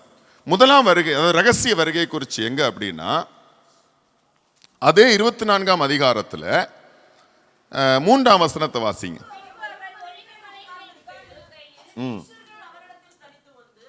சீஷர்கள் அவரிடத்தில் தனித்து வந்து, இவைகள் எப்பொழுது சம்பவிக்கும்? உம்முடைய வருகைக்கும் உலகத்தின் முடிவுக்கும் அடையாளம் என்ன? எங்களுக்கு சொல்ல வேண்டும் என்றார்கள். சீஷர்கள் இயேசு கிறிஸ்துவை பார்த்து ஒரு முக்கியமான கேள்வி கேட்கிறாங்க. அதாவது சீஷன் கேட்டதிலே உருப்படியான கேள்வி அதுதான். நாங்கள் பைபிள் ஸ்டடியில் அடிக்கடி படித்து பார்ப்போம். அவங்க சில இடக்கு மடக்கான கேள்வி கேட்பாங்க. அவர் ரொம்ப முக்கியமான காரியத்தை குறித்து கேட்டுருப்பாங்க, இவங்க ரொம்ப காமெடியாக பேசிகிட்டு இருப்பாங்க. இங்கே பார்த்தீங்க அப்படின்னு சொன்னால் ரொம்ப முக்கியமாக, ரொம்ப ஞானமாக, அழகாக ஒரு கேள்வியை கேட்டானா அது இந்த இடத்துல தான் தெளிவாக கேட்டிருக்கிறோம். எப்படி அப்படின்னா 2 கேள்வி கேட்குறாங்க. எப்பொழுது சம்பவிக்கும்?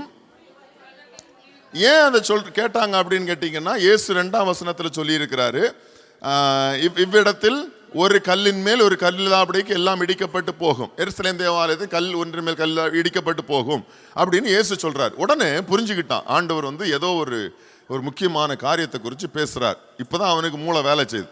அப்போ என்ன கேட்கிறான் அப்படின்னு கேட்டீங்கன்னா, இவைகள் எப்பொழுது சம்பவிக்கும் கேட்டுட்டு அடுத்தது முக்கியமா கேள்வி கேட்கிறான். என்னென்ன கேள்வி?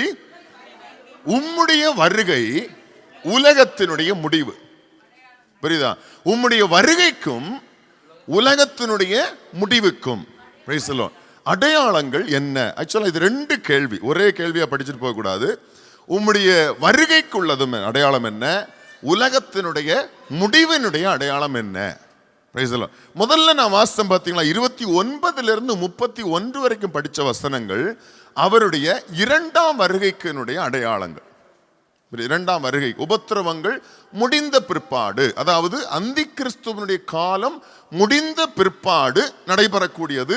மத்தேயு எழுதின சுவிசேஷம் 24ஆம் அதிகாரத்தின் 29 31 வரைக்கும். அதே 24ஆம் அதிகாரத்தில் இந்த சீஷர்கள் கேட்கிறாங்க, உம்முடைய வருகைக்கும் உலகத்தினுடைய முடிவுக்கும் என்ன அடையாளம்? புரியுதா?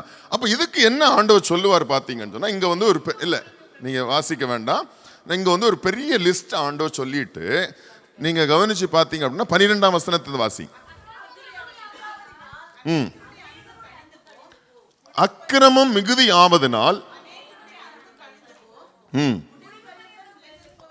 முடிவு பரியந்தம் நிலை நிற்பவனே.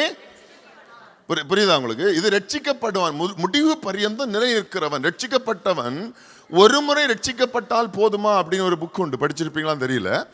நான் ரட்சிக்கப்பட்டுட்டேன், ரட்சிப்பு, அதாவது ஒரு நாள் ரட்சிக்கப்பட்டு ஞானஸ்தானம் பெற்றுட்டேன், அந்த ஒரு நாள் போதுமா அப்படின்னால, முடிவு பரியந்தம் ஒன்னில் நம்முடைய மரணமோ இல்லை என்றால் இயேசு கிறிஸ்துவனுடைய வருகையோ, முடிவு பரியந்தம் இந்த ரட்சிப்பில் நிலைத்திருக்கிறவனே என்ன செய்யப்படுவான்?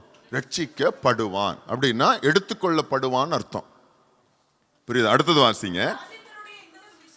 ராஜ்யத்தினுடைய இந்த சுவிசேஷம் பூலோகம் எங்கும் உள்ள சகல ஜாதிகளுக்கும் சாட்சியாக பிரசங்கிக்கப்படும், அப்போது முடிவு வரும். இது எந்த முடிவை குறித்து ஆண்டவர் பேசுறாரு? இப்ப நிறைய பேர் இந்த இடத்துல எங்க தோற்று போவாங்க, எங்க மாத்தி பேசுவாங்க அப்படின்னா, இந்த முடிவு தான் உலகத்தினுடைய கடைசி முடிவுன்னு பேசுறாங்க. ஆனா அந்த வசனத்தை சரியா புரிஞ்சிக்காததுனால, ஏன் அப்படின்னா, சாட்சியாக பிரசங்கிக்கப்படும் அப்பொழுது முடிவு வரும் அப்படின்னு இயேசு சொல்லி இருக்கிறார் இல்லையா? இதுல அதுக்கு அடுத்தது ஒண்ணு தொடங்கி இருக்காரு பாருங்க. பாழாக்கும் அருவருப்பு. தானியேல் தீர்க்கதரிசனம் கொண்டு வந்து அங்க மென்ஷன் பண்றார். இப்ப முடிவு வரும் அப்படின்னு சொல்லி இருந்தா அதுக்கு அடுத்தது தானியேல் தீர்க்கதரிசனம் வந்திருக்க கூடாது. அதான் முடிஞ்சிருச்சு இல்லையா? அதுக்கு அப்புறம் இன்னொன்னு தொடங்குறார் ஆண்டவர். அதுதான் 2ஆம் வருகை. சொல்ற பாயிண்ட் புரியுதா? இங்க வாசிக்கும் போது 14ஆம் வசனம் வரையிலும், இங்க 3 14ஆம் வசனம் வரையிலும் இந்த 24ஆம் அதிகாரத்தின் 3ஆம் வசனத்திலிருந்து 14 வரையிலும் இயேசு கிறிஸ்து சொன்னது ரகசிய வருகையை குறித்து. அதாவது இந்த ரகசிய வருகையினுடைய அடையாளங்கள். இதெல்லாம் நடக்குதுன்னு சொன்னா ரகசிய வருகை நடக்க போகுதுன்னு அர்த்தம். கடைசி ஆண்டவர் சொன்னாரு, ராஜ்யத்தினுடைய சுவிசேஷம் உலகமெங்கிலும் என்ன செய்யப்படும், சகல ஜாதிகளுக்கும் சாட்சியாக பிரசங்கிக்கப்படும். அப்ப நீங்க கேட்கலாம், எப்படி இவ்வளவு எத்தனையோ கோடி ஜனங்கள் இருக்காங்க, எல்லாருக்கும் சாட்சியா சுவிசேஷத்தை அறிவிச்சிட்டாங்களா அப்படின்னு கேட்டீங்கன்னு சொன்னா, இப்போ பிசாசு இயேசு கிறிஸ்துவுக்கு விரோதமாக தானே செயல்படுறான். அதனால பல டெக்னாலஜியை உள்ள கொண்டு வர்றான். பாத்தீங்களா? இந்த டெக்னாலஜி வழியாகவே உலகம் எங்கிலும் வேகமாக சுவிசேஷம் என்ன செய்யப்படும், அறிவிக்கப்படும். ஸ்டாட்டிக்ஸ் என்ன அப்படின்னு கேட்டீங்கன்னா, 84% சுவிசேஷம் என்ன செய்யப்பட்டாச்சு, அறிவிக்கப்பட்டாச்சு. இப்ப மீதி எவ்வளவுதான் இருக்கு? 16% தான் சுவிசேஷம் என்ன செய்யப்படணும், அறிவிக்கப்படணும். அதாவது இந்த 16% சுவிசேஷம் இந்த பெண்டிங் இருக்கிறத இந்த டெக்னாலஜி எவ்வளவு வேகமா முடிக்குமா, அதாவது 100 வருஷமா செய்து கொண்டு வந்த வேலையை, 100 வருஷம் எடுத்த காரியத்தை அடுத்த 10 வருஷத்துல முடிக்கக்கூடிய வேகத்துல டெக்னாலஜி இருக்குதான்.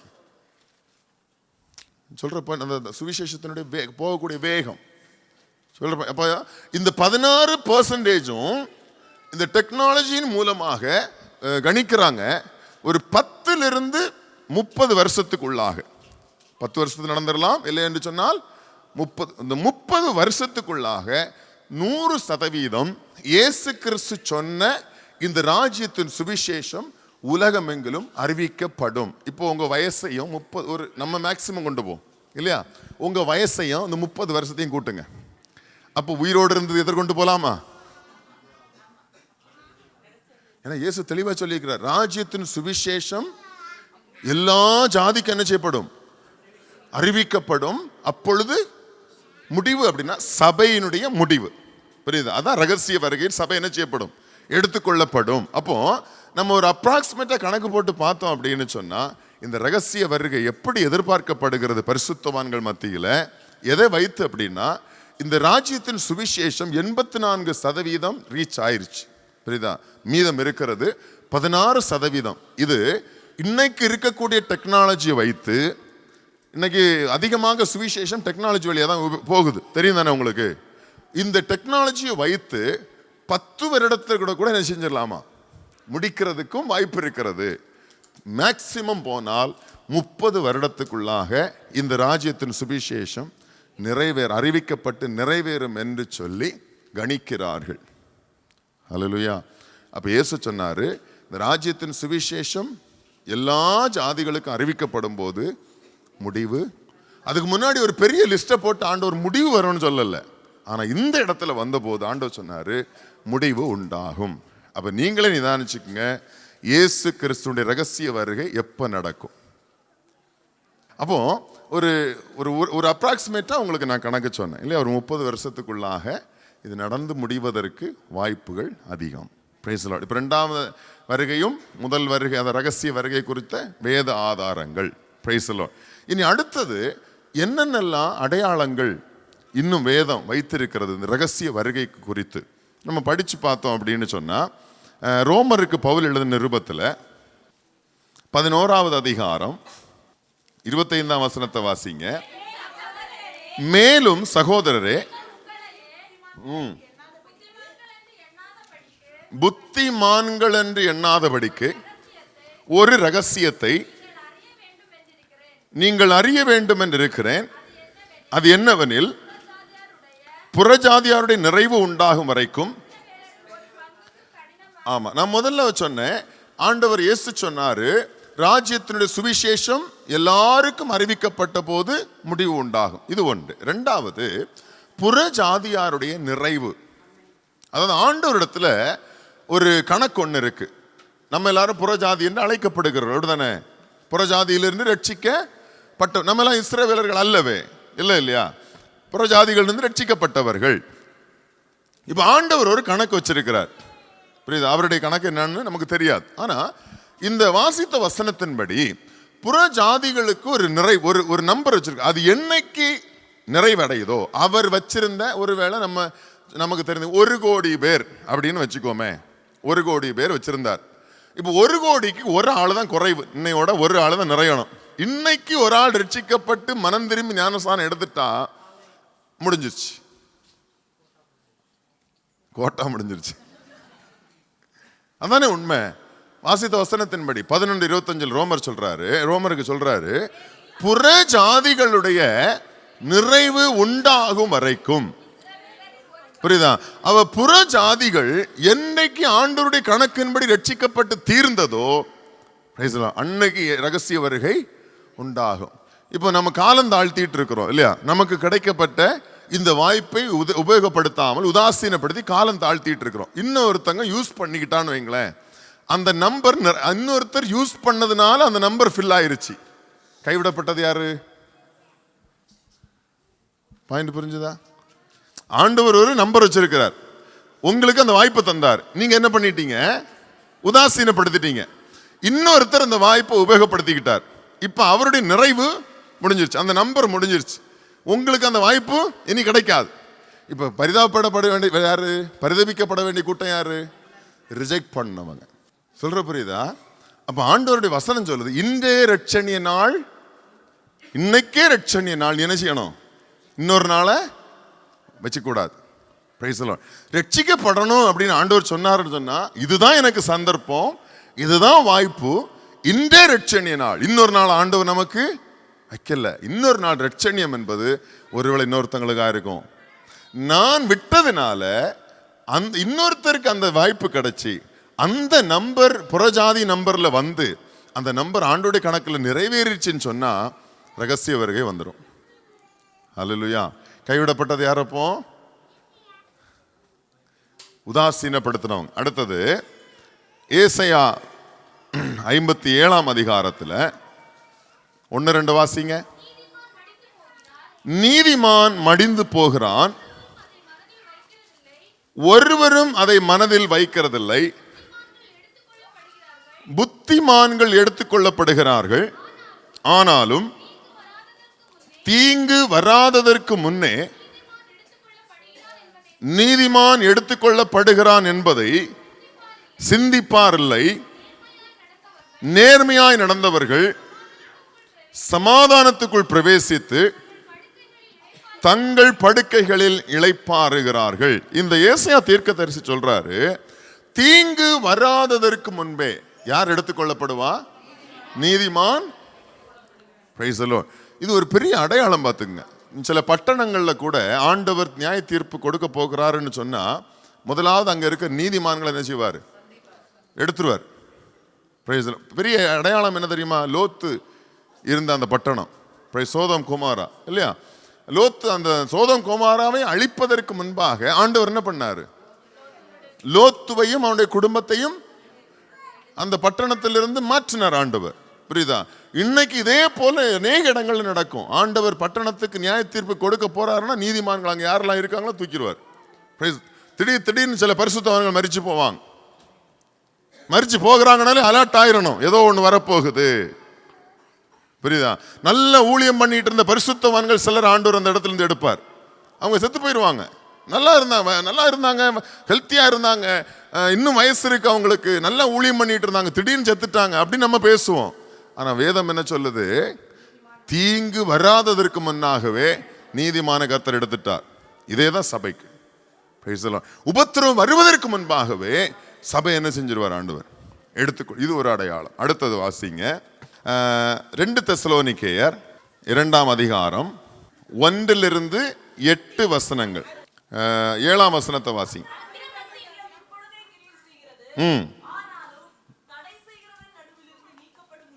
தடை செய்கிறவன் நடுவிலிருந்து நீக்கப்படும் முன்னே, அது எதை குறித்து பேசுறாரு அப்படின்னா அந்தி கிறிஸ்துவ குறித்து. சரி, நீங்க வீட்டில் போய் வாசிச்சு பாருங்க, 1-8 வரைக்கும் வாசிக்கும் போது உங்களுக்கு இன்னும் அதிகமாக புரியும். இப்போ பவுல் சொல்றாரு, தடை செய்கிறவன் நீக்கப்படாத வரைக்கும் யார் வெளிப்பட மாட்டான்? அந்தி கிறிஸ்து வெளிப்பட மாட்டான். அப்ப தடை செய்கிறவன் யாரு?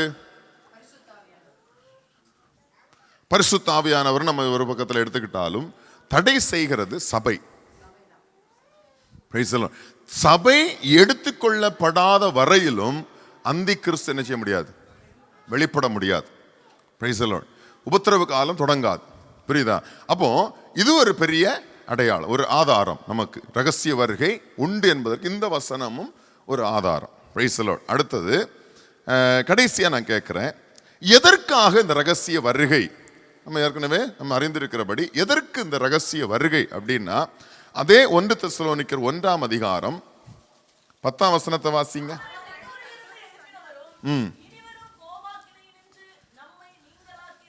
இனிவரும் கோபாக்கினை நின்று நம்மை நீங்களாக்கி ரட்சிக்கிற. அதாவது எதற்காக ரகசிய வருகை அப்படின்னு கேட்டீங்கன்னு சொன்னா, இனி வரும் கோபாக்கினையிலிருந்து தப்பித்துக் கொள்ளும்படியாக.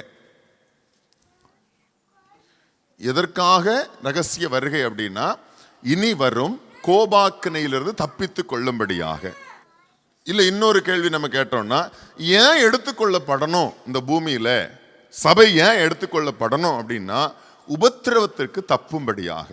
கோபாக்கனைக்கு தப்ப வேண்டும், இல்லை என்று சொன்னால் உபத்திரவத்துக்கு தப்பித்து கொள்ளும்படியாக. இனி கடைசியா, எடுத்துக்கொள்ளப்படாவிட்டால், இல்லை என்றால் கைவிடப்பட்டால், எடுத்துக்கொள்ளப்படாமல் போனால், ரகசிய வருகையில் நான் கைவிடப்பட்டு போனால், வாசிங்க 24ஆம் அதிகாரம் மத்தேயு 21 வாசிங்க. ஏனெனில் உலகம் உண்டானது முதல் இதுவரைக்கும் சம்பவித்திராததும் இனிமேலும் சம்பவியாததுமான மிகுந்த உபத்திரவம் அப்பொழுது உண்டாயிருக்கும். நீங்க இந்த வசனத்தை மாத்திரம் தான் நான் வாசிச்சிருக்கேன். நீங்க என்ன எங்கிருந்து வாசிக்கணும் அப்படின்னா, வீட்டில் போய் நீங்க 15ஆவது வசனத்திலிருந்து எது வரைக்கும் வாசிக்கணும் அப்படின்னா 26 வரைக்கும் வாசிக்கணும். கைவிடப்பட்டால் என்னென்ன உபத்திரவத்துக்குள்ளாக நாம் போவோம். என்ன சொல்லுது வேதம்? உலகம் உண்டான முதல் இதுவரைக்கும் சம்பவித்திராததும் இனிமேலும் சம்பவியாததுமான. அப்ப நல்லா கவனிங்க, நம்ம சில காரியங்களை கேள்விப்படும் போது நம்ம எவ்வளவு வேதனைப்படுறோம் இல்லையா? இவ்வளவு கொடூரமாவா இருப்பாங்க, இவ்வளவு கடினமானவர்களா இருப்பாங்க அப்படின்னு நம்ம பேசுவோம், அப்படிதானே? ஆனா வேதம் சொல்லுது, இதெல்லாம் ஒண்ணுமில்ல, இதுவரையிலும் சம்பவித்திராததுமான உபத்திரவம். அடுத்தது பாத்தீங்க அப்படின்னா, இதுக்கு அடுத்தது உபத்திரவம்னு சொல்றதுக்கு வேறொரு உபத்திரவமும் இல்லை. அந்த அளவுக்கு உபத்திரவம். இனிமேல் சம்பவிக்காததுமான உபத்திரவம். இதுவரையிலும் நம்ம எத்தனையோ உபத்திரவங்களை கேள்விப்பட்டிருப்போம், எத்தனையோ கொடுமைகளை கேள்விப்பட்டிருப்போம், எத்தனையோ விதமான கொலைகள், பல விதமான கற்பழிப்பு, பல காரியங்கள் நம்ம கேள்விப்பட்டிருப்போம். குழந்தைகளுக்கு விரோதமாக பல காரியங்களை கேள்விப்படும் போது நமக்கு மனசு துடிக்கும், வலிக்கும். அப்ப சொல்லும், இவ்வளவு கொடுமை உள்ள மனுஷங்களா அப்படின்னு நம்ம பேசுவோம். வசனம் சொல்லுது, இதெல்லாம் ஒண்ணுமில்லை, இதற்கு மேலாக இதுவரையிலும் கேள்விப்படாததான உபத்திரவங்களும். அதுக்கு அடுத்தது சொல்லுது, இனிமேல் உபத்திரவம்னு சொல்லி ஒண்ணு நடப்பதற்கு அதுக்கு அடுத்தது ஒண்ணுமே இருக்காது. அந்த அளவுக்கு உபத்திரவம் மிகுதியா இருக்குமா? சொல்ற புரியுதா? அப்ப அந்த உபத்திரவ காலத்தை எப்படி நம்மளால தாக்கு பிடிக்க முடியும்? புரியுதா? இந்த 7 வருஷம் எத்தனையோ வருஷங்கள் ஆயிடுச்சு இந்த மனுஷங்க வாழ்ந்து. ஆனா இந்த 7 வருஷம் தான், அதிலும் குறிப்பா கடைசி 3.5 வருஷம் என்பது உலகம் சந்தித்திராததும் இனிமேல் சந்திக்க முடியாததுமான உபத்திரவத்துக்குள்ளாக போவோம். இதை செய்கிறது யார் அப்படின்னு கேட்டீங்கன்னா, அந்தி கிறிஸ்து அப்படின்னு நம்ம சொல்றோம், அப்படித்தானே? ஒரு புறம் அந்தி கிறிஸ்து, இன்னொரு புறம் தேவனும் பூமியை வாதிப்பார். நம்ம அந்தி கிறிஸ்து மேல மட்டும்தான் பழி போட்டுட்டு இருக்கிறோம். அந்தி கிறிஸ்து செய்வான். அந்தி கிறிஸ்து செய்யணும்னு சொன்னாலும் அந்த அந்தி கிறிஸ்துவை செய்வதற்கு அனுமதி கொடுப்பது தேவன். அப்ப ஏன் இந்த உபத்திரவங்கள், மகா உபத்திரவம்?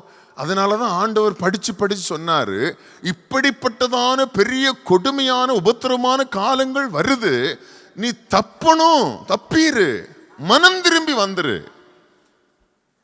நீ இந்த உபத்திரவத்துக்குள்ள போயிடக்கூடாது, நீ மனம் திரும்பி ரகசிய வருகைக்கு வந்துரு. ஆண்டவர் அநீதி உள்ளவர் அல்ல. நல்லா புரிஞ்சுக்குங்க, ஆண்டவரிடத்துல அநீதி இல்லை. அநீதி என்பது அவரிடத்துல இல்லவே இல்லை. ஒருவனும் அந்த உபத்திரவத்துக்குள்ள போயிடக்கூடாது என்பதற்காக ஆண்டவர் திரும்ப திரும்ப சொல்றாரு, ரகசிய வருகையில என்னோடு கூட வந்துருங்க. ஆனா மனுஷன் என்ன பண்ணுவான் அப்படின்னு கேட்டீங்கன்னா, இதை உதாசீனப்படுத்துகிறது. சபையில இப்படிப்பட்ட கூட்டத்தார் இருந்துகிட்டே தான் இருக்காங்க. எத்தனை முறை சொன்னாலும், ஆண்டவர் எத்தனை முறை சொன்னாலும், ரட்சிக்கப்படுவதை குறித்தும் பாவத்தை குறித்தும் என்ன பேசினாலும் செவிடங்காதுல சங்கூதன மாதிரியே உட்கார்ந்துட்டு இருப்பாங்க. அந்த உபத்திரவ காலத்துக்கு தப்பிப்பதற்கு இதுல இன்னொரு சம்பவம் நடக்கும். நான் உபத்திரவ காலத்தை குறித்து செய்தி எடுத்து உங்களுக்கு சொன்னேன்னு நான் சொல்றேன் விளக்கமாக. சிலர் என்ன பண்ணுவாங்களாம், சபை எடுத்துக்கொள்ளப்பட்ட பிற்பாடு மனம் திரும்புவாங்களாம். சொல்ற புரியுதா? சபை எடுத்துக்கொள்ளப்பட்ட பிற்பாடு, அதான் சொல்ல, கண்கட்ட பிற்பாடு சூரிய நமஸ்காரம் பண்ணி அவங்க அடைய போகிற உபத்திரவம்,